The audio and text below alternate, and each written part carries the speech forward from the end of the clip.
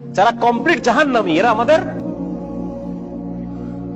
মানে বিনা হিসেবে জাহান্নামী যারা, এরা আমাদের মুসলমান ছেলেদের আইকন। হ্যাঁ, মেসি কি জান্নাতি? জান্নাতে যাবে? মেসি যদি এখন এই অবস্থায় মারা যায়, তাহলে ও কিভাবে আমার আইকন হয়? আমি ওর নামের লেখা টি শার্ট পরে কিভাবে ঘুরি? তার প্রতি আমার ভালোবাসা কিভাবে জন্মায়? কিভাবে জন্মায়? আমি তো মুসলমানের সন্তান। আমার আইডল হওয়ার কথা ছিল মুহাম্মদুর রাসূলুল্লাহ সাল্লাল্লাহু আলাইহি ওয়াসাল্লাম।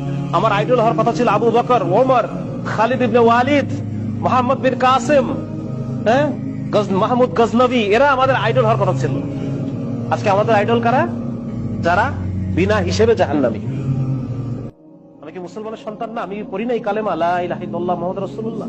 তাহলে এই ধরনের যারা আল্লাহকে অস্বীকার করে, যারা শিরকে নিমজ্জিত, কুফরে নিমজ্জিত, সিনার মধ্যে নিমজ্জিত, এই মানুষগুলো কিভাবে আমার আইকন হয়? এই জন্য এইটা মনে করার কোনো কারণ নাই যে আমি এখন আমার যে যৌবন কাল, এইটা আমি যেভাবে ইচ্ছা সেভাবে চলবো, বৃদ্ধ বয়সে গিয়ে আমি ভালো হয়ে যাবো। এটা যদি আমি মনে করি, আমি অনেক বড় ভুল করলাম।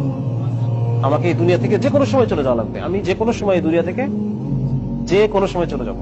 আর এখন মৃত্যু হওয়া মানে এখনই আমার আখিরাত শুরু হয়ে গেছে। বুঝা গেছে? এখনই আমার কবর, হাসর, মিজান, আমার আখিরাত শুরু হয়ে গেছে। যার কারণে এটা, এই ভুল থেকে আমাদের উঠতে হবে এবং মুসলিম হিসেবে আমাকে নিজেকে চিনতে হবে যে আমি সবার আগে একজন কি, সবার আগে আমি একজন মুসলমান। আমি আল্লাহ তাআলার বান্দা।